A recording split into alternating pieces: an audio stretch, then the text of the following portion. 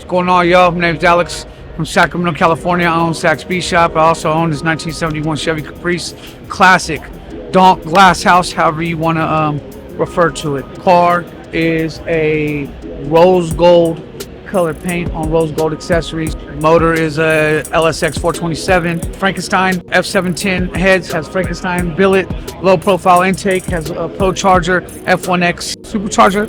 Also, we did our front blower piping a lot different than typical. It's a C6 Z06 accessory drive that we made we made all the piping out of stainless steel, polished everything to have a really fine finish. The motor is set up to be in 4 digits.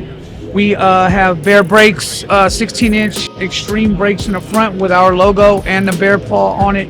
We have the first set of Forgiato Wade series wheels on the car, 26 by 9 in the front, 26 by 10 in the rear. The car is set up again to perform as a street car.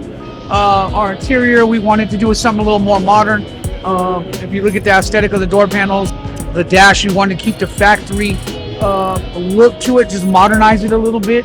The interior, the seats are out of a 2012 CTSV, and we had cut them down to factory height to mimic the OEM look of the car.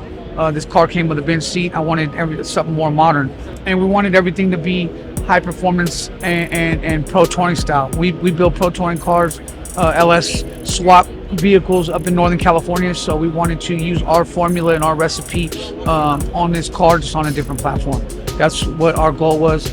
Jon at Car Audio Engineers designed the interior with me and with my aesthetic in mind, and he did the trunk and music as well. So we use all ground zero and sound digital equipment. It's all ground zero speakers using the competition, and we use uranium for sound quality up on the dash. Back in the trunk, we have the two 15-inch GZ woofers, the nuclear series, and on one corner we have all our sound digital amplifiers, including 3 404s and one 8001. On the other side, we have all our crossovers and a DSP.